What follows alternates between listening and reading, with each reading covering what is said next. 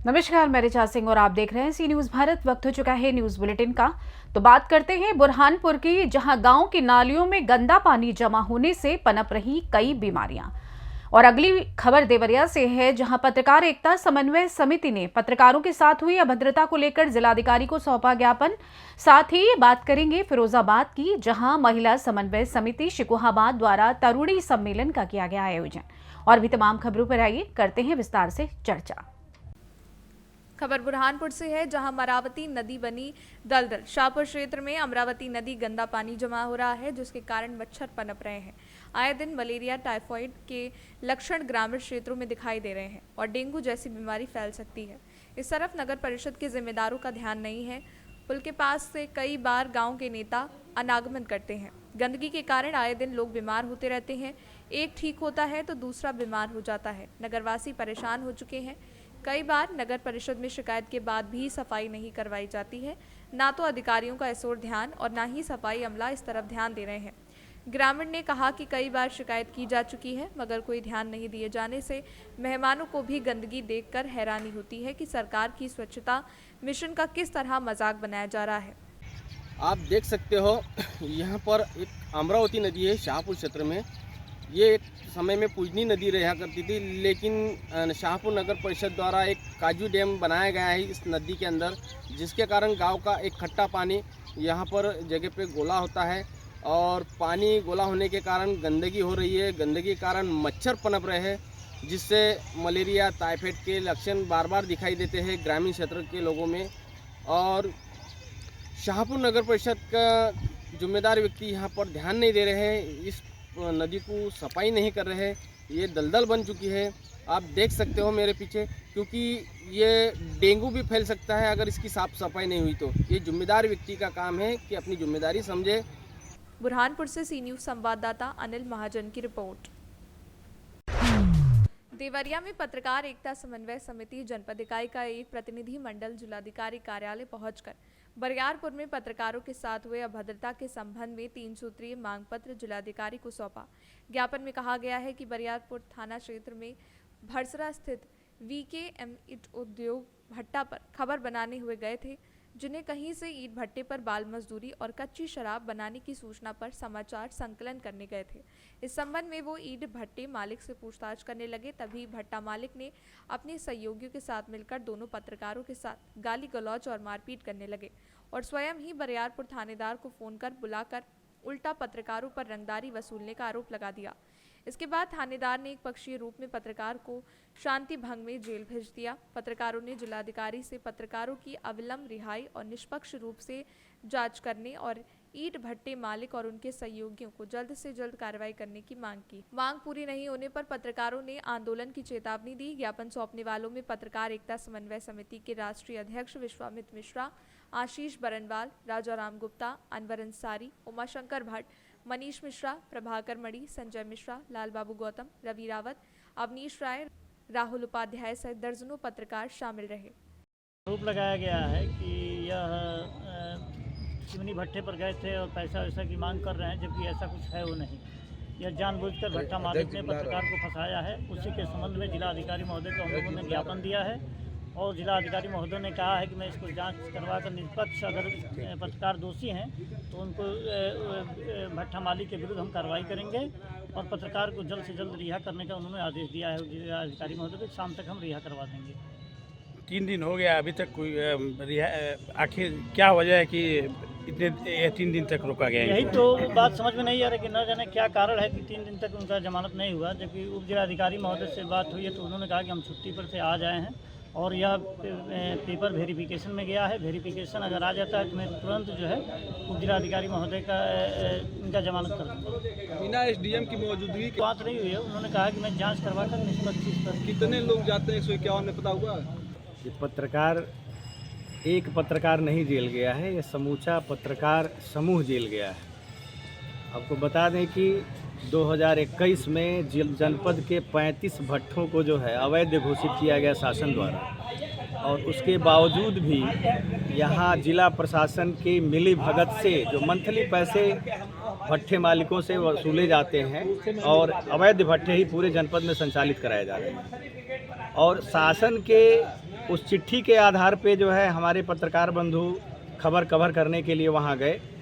जो BKM ईंट भट्ठा उद्योग है वो अवैध भट्ठा है, उसके पास किसी प्रकार के कागजात नहीं है, न तो खनन का है न तो प्रदूषण का है। और यह सिर्फ जिला प्रशासन की मिली भगत से ही ये सारे काम संचालित होते हैं। वहाँ चूँकि भट्ठे मालिक ऑलरेडी गुंडा होते हैं, सभी लोग जानते हैं। पत्रकार द्वारा वीडियो बनाने के क्रम में जहाँ बाल श्रम कराया जा रहा था, चिमनी से काला धुआं निकल रहा था, वहाँ वाटर टैंक नहीं है भट्ठे में, सारी चीज़ों को कवर कर रहे थे। उसी दरमियान अपने जानने वाले 8-10 गुंडों को बुला करके और अपने ही वीडियो बनाने लगा वो कि पैसा मांग रहे हैं।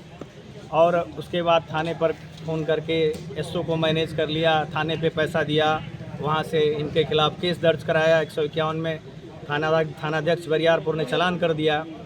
फिर यहाँ पर ASDM सदर ने और उनके जो बाबू हैं, इन लोगों ने पैसे का खेल करके जो है भट्ठा मालिक से धनुगाही करके और पत्रकार को षड्यंत्र के तहत जेल भेज दिया गया। जबकि यही SDM सदर कार्यालय से प्रत्येक दिन उनके पेशकार द्वारा सैकड़ों लोगों को बिना किसी कागजात के और विदाउट वेरिफिकेशन जमानत दी जाती है और 2-2 हज़ार 5-5 हज़ार रुपये जमानत के एवज में लिए जाते हैं। परंतु एक पत्रकार के ही ऊपर नहीं हुआ है, ये पूरे पत्रकार समाज के ऊपर जो है ये जिला प्रशासन का कुठाराघात है।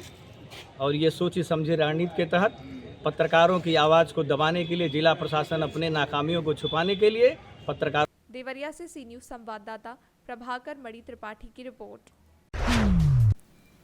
उत्तर प्रदेश के एटा जनपद मुख्यालय स्थित शहर की प्रमुख पॉस कॉलोनी अरुणा नगर में आज कांग्रेस की सोरों से कई बार विधायक रही स्वर्गीय उर्मिला अग्निहोत्री के भतीजे बसपा के पूर्व वरिष्ठ नेता स्वर्गीय रवीश कुमार शर्मा के मकान पर उनके पड़ोसी सुरेश चंद्र शर्मा द्वारा घर की दीवार काटकर उनके घर में जीना बनाकर घर के कमरों के ताले तोड़कर कीमती सामान लूट लिया गया। यह आरोप रवीश कुमार की पत्नी और पुत्री एवं दामाद ने लगाया है। उनके दामाद विकेंद्र उपाध्याय ने बताया कि एटा के वरिष्ठ व्यापारी नेता और मुरली चकोरी मिल के मालिक राकेश वासने ने मुझे मेरे घर पर आकर गोली मारकर हत्या करने की धमकी दी। उन्होंने कहा, सुरेश शर्मा व्यापारी नेता राकेश वासने के यहाँ नौकरी करता है और राकेश मेरे मकान को खरीदना चाहते हैं। जब हमने बेचने से मना कर दिया तो ये दबंगई पर उतर आए और अपने नौकर को मोहरा बना दिया और मकान पर जबरन कब्जा करने की योजना के तहत मेरे मकान में लूटपाट करा के जबरन दीवार काट कर कुछ भाग पर कमरा और जीना बनाकर कब्जा कर लिया गया है। अपने पैतृक मकान पर जबरन दबंगई से कब्जा करने की शिकायत रवीश शर्मा के पीड़ित परिजन कोठी के मालिक रेशु शर्मा और विकेंद्र उपाध्याय और रवीश शर्मा की पत्नी शारदा शर्मा ने SSP कार्यालय पहुंचकर दी और न्याय की गुहार लगाई। शिकायत पर वरिष्ठ पुलिस अधीक्षक राजेश कुमार सिंह ने CO सिटी विक्रांत द्विवेदी को जांच के आदेश दिए। मौके पर पहुंचे CO सिटी विक्रांत द्विवेदी ने कब्जा हो रही कोठी का निरीक्षण कर दोनों पक्षों से जांच होने तक कोई भी निर्माण न करने के निर्देश दिए हैं। क्या नाम है आपका? मेरा नाम विकेंद्र कुमार उपाध्याय है। उपाध्याय जी, क्या हुआ है बताइए। आपकी कोठी पे कब्जा कुछ लोग कर रहे हैं, कौन लोग हैं, क्या है पूरा मामला? ये हमारे पड़ोसी हैं सुरेश चंद्र शर्मा, उनकी वाइफ है संध्या शर्मा और साथ में उनके कुछ सहयोगी लोग हैं जो कृष्णा मुरली के मालिक हैं, दून पब्लिक स्कूल के मालिक हैं राकेश वांसले, अतुल लाठी जी, उनका लड़का है चिराग वांसले और उन्होंने मुझे मारने की धमकी भी दी है। कोठी पे कब्जा करवाया है, सब दरवाजे टूटे पड़े हैं, कुंडियां कट गई हैं और यहाँ पे तोड़फोड़ भी हुई है, शीशे टूटे हैं। इनके यहाँ जो किराएदार पे जो लड़के रह रहे हैं उनसे पूछताछ कर पता चला उनका क्या वजह थी? कोई वजह नहीं है, दमंगियाई है, गुंडागर्दी चल रही है धुआंधार। कह रहे हैं भाजपा सरकार हमारी है, हमारे बाप की सरकार है। तो योगी तो बड़े बताते हैं कि बुलडोजर चलवा देते हैं। बुलडोजर कहाँ चल रहा है? देखिए ना बुलडोजर कहाँ चल रहा है। या तो दिन दहाड़े पंडितों की ब्राह्मणी कोठी पे कब्जा हो रहा है और गुंडे कब्जा कर रहे हैं यहाँ पे। तो सरकार गुंडों का सफाया कर रही है लेकिन गुंडे यहाँ कब्जे कर रहे हैं दिन दहाड़े काट करके। भाजपा सरकार में जिस तरीके से कब्जे जिस तरीके हो रहे हैं उन पर कार्रवाइयां कर रही है, क्या कहेंगे आप? भाजपा सरकार से हम तो यही कहना है कि हमारा ये तत्काल रूप से जो कब्जा किया गया है इसको हटवाया जाए और दबंगों के खिलाफ सख्त कार्रवाई की जाए। और मुझे राकेश वासने ने गोली मारने के सीधी धमकी दी है 500 आदमियों में।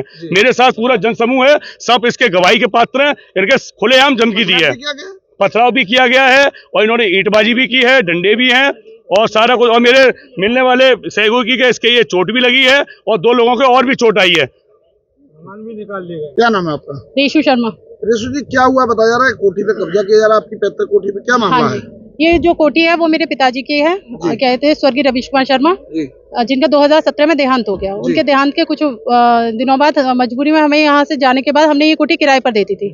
जब किराएदार ने हमारी कोठी खाली की और हमने आकर देखा तो हमारे पड़ोसी सुरेश चंद्र शर्मा, उनकी पत्नी संध्या शर्मा ने दीवार काटकर हमारे घर पर कब्जा कर लिया। आप लोग रहते नहीं है इसमें? नहीं, हम लोग जलेसर रहते हैं, ये कोठी किराए पर थी। अच्छा, फिर जब हमने आकर आज देखा कि क्या कहते हैं, हमने उनसे कई बार रिक्वेस्ट करके कहा आंटी आपने ये क्या कर लिया, तो वो कह रही कि हमारा तो ऐसे ही कब्जा रहेगा और हम तो ऐसे ही करेंगे। तो कोई कप्तान साहब को आपने शिकायत भी की है? हाँ, कप्तान साहब को शिकायत की है, उन्होंने कहा है निष्पक्ष जांच कराने के लिए सीओ साहब को आदेश दिया है।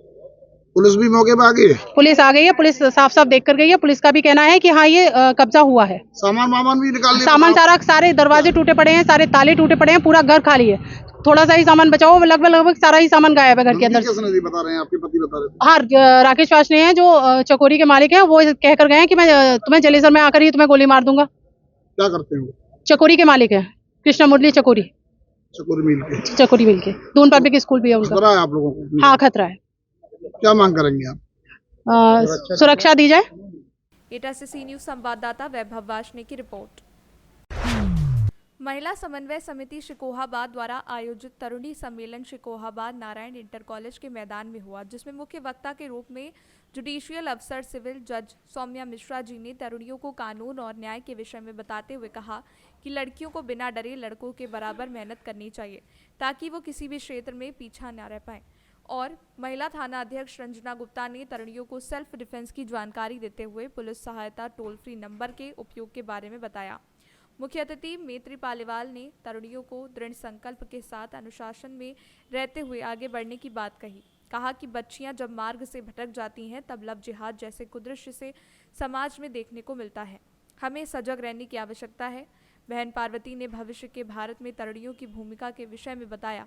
अन्य विद्यालयों से आई हुई तरुणियों ने धार्मिक सांस्कृतिक कार्यक्रमों में मंच का समा बांधा।